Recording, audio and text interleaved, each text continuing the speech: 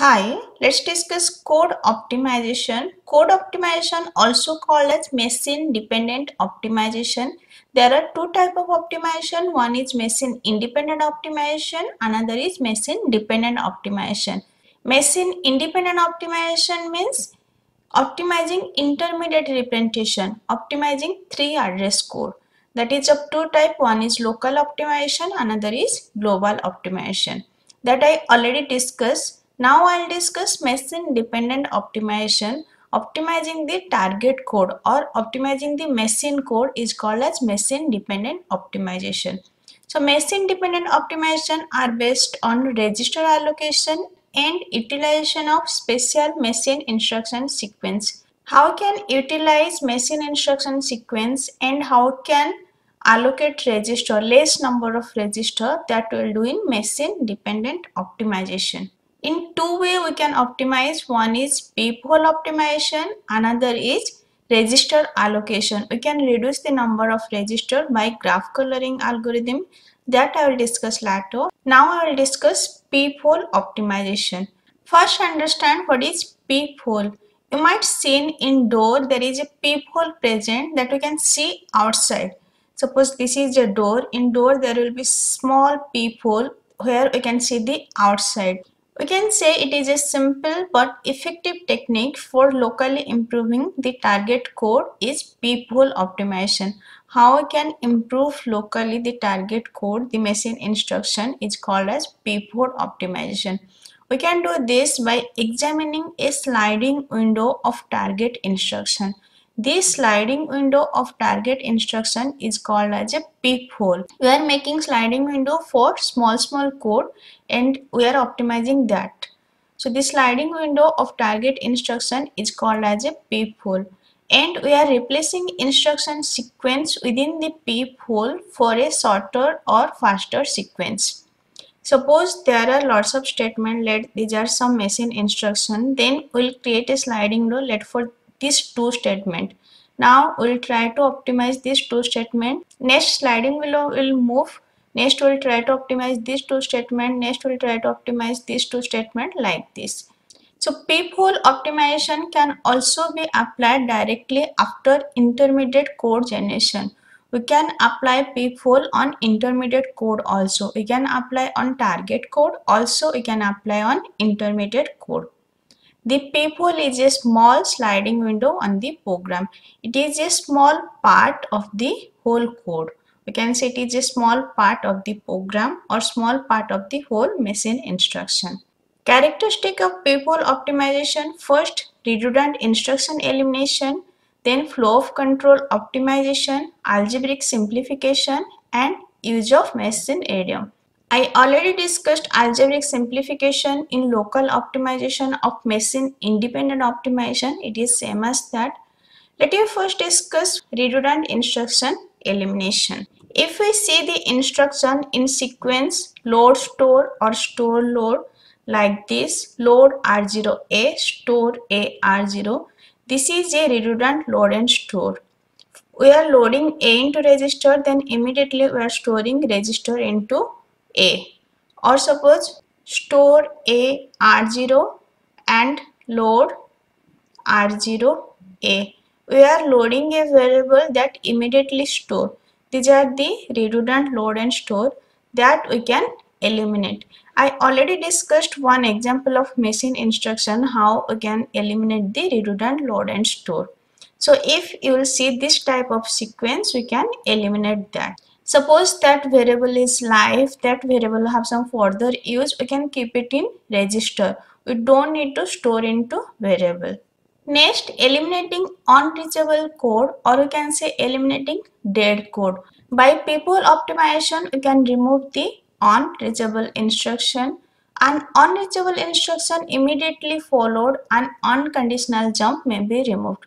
So this is one type of unreachable instruction. Any statement follow a unconditional jump, that might be an unreachable instruction. Let's see one example. If debug equal to 1, go to L1.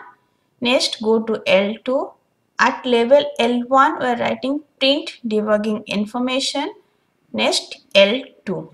So if this condition satisfy, if debug value is 1, then it will go to L1.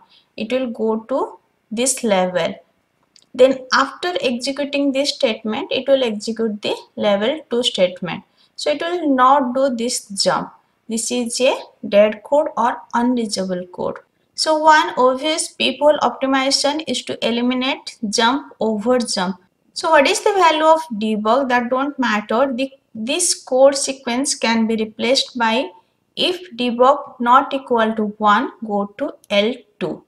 If this will be 1, we'll go to L1, and after that we'll execute L2 statement. So directly you can write, and we are not doing this. We are not doing this go to L2. After this statement, directly we'll execute the next statement. So you can write if debug not equal to 1, go to L2, then print debugging information, and we can write L2 level. We don't need to write L1 level. If this condition is false, it will automatically execute the next statement. If this condition is true, it will go to L2 level. Suppose the debug value is set to 0 at the beginning of the program, then we can do constant propagation, and that will transform this sequence to, means rather than debug, we can write 0. If 0 not equal to 1, go to L2. I already discussed what is constant propagation in local optimization. There is copy propagation. Copy propagation is of two types. One is constant propagation and another is variable propagation. Suppose a equal to 0, in place of a, if we are writing 0, that is a constant propagation. In place of a, if we are writing x, that is a variable propagation. So here debug value equal to 0. In place of debug, if we will write 0, that is a constant propagation. So if 0 not equal to 1, go to L2, then print debugging information, then level 2. This condition will be always true. 0 is not equal to 1, this condition will be always true, and every time after this statement will jump to level L2. We will not execute this statement print debugging information. After the first statement, we are always executing the level 2 statement. We are not executing this statement. So we can say this print debugging information, this statement is unreachable, and we can eliminate this. Or we can say this statement is a dead code and we can eliminate the dead code. I already discussed dead code elimination in machine independent optimization. So eliminating unreachable code is same as eliminating dead code. The code which is not executable, which will be not reached, is called as eliminating unreachable code. Next optimization is flow of control optimization. Simple intermediate code produce jump to jump. There is one jump and there also another jump, or jump to conditional jump or unconditional jump. This unnecessary jump can be eliminated in either intermediate code or in target code by following type of people optimization. We can optimize flow of control either in intermediate code or in target code. Let's see some example. We can replace this sequence go to L1. Then in L1 there is again a statement go to L2. By go to L1 we are jumping to level L1, and here go to L2 we are jumping to another level L2. So what we can do, rather than go to L1, here directly we can write go to L2. We are doing two jump, go to L1, we are going to level L1, and there we are doing again jump to go to L2. So directly we can write go to L2. So this sequence can be replaced by go to L2, and at level 1 we can write go to L2. If there is no jump to L1, if we are not reaching to L1, then we can simply eliminate this. By go to L2, you will reach to level L2. You don't need this statement. This was a unconditional jump. Let's see another conditional jump. If A less than B, go to L1, and at L1 there is go to L2. Suppose A less than B will go to level 1, and at level 1 there is a unconditional jump go to L2. So this sequence we can replace by if A less than B, go to L2. Directly rather than L1, we can write L2, as indirectly we are going to level L2. By go to L1, we are going to level 1, and at level 1, go to L2 is written. So directly you can write go to L2. And at level 1, you can write go to L2. If this code is unreachable, there is no jump to L1, you can eliminate this code.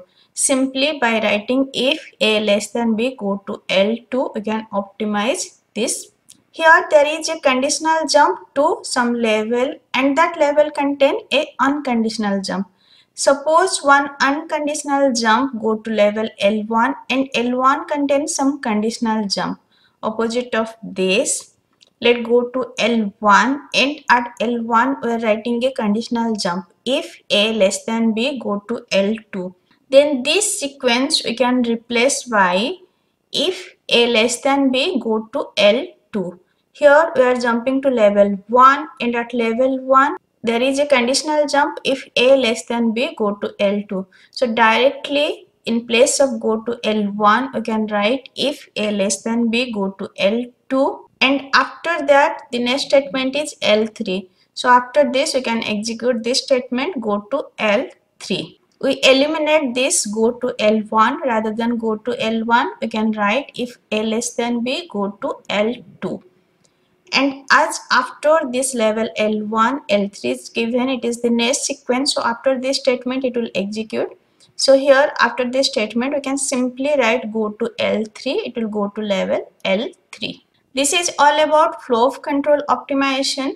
Let's discuss algebraic simplification and reduction in strength. I already discussed algebraic simplification and reduction in strength in local optimization. Go through that lecture. What is algebraic simplification?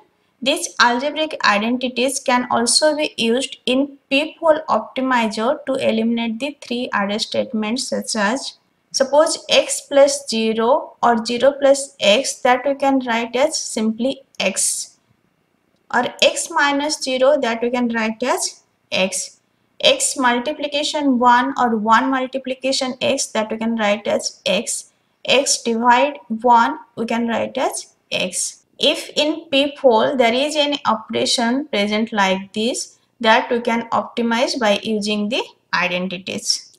Next, reduction in strength. What is reduction in strength? We can replace expensive operator with the cheaper one, that is called as reduction in strength. So reduction in strength transform can applied in the peephole to replace expensive operation by equivalent cheaper one on the target machine. For example, suppose x power 2 is given, that you can write as x multiplication x. Power is more expensive than multiplication. 2 multiplication x, that you can write as x plus x. Multiplication is more expensive than addition. Suppose x divide 2 is given, that you can write as x multiplication 0.5. Division is more expensive than multiplication. In some cases, for multiplication and division, we can also use the shift operator, that will be more cheaper than multiplication and division. Next is use of machine idiom. Some machine have some special instruction. We can use that instruction. The target machine may have hardware instruction to implement specific operation efficiently. For example, some machines have auto increment and auto decrement addressing mode, that we can use rather than doing addition and subtraction. Suppose a equal to a plus 1, that if machine support, we can write simply INC, that is for increment a. If machine don't support this code, then we can write load R0 A. First we are loading A to register. Then we can do the addition R0 and #1. Next we can store. If machine support this type of special instruction, we should use that rather than writing this machine instruction. This increment and decrement are machine idioms, or you can say it is like a shortcut. We can use that shortcut rather than writing long machine instruction. This is all about peephole optimization. In next lecture, I will discuss loop optimization. If this lecture is helpful for you, please like and subscribe. Thank you.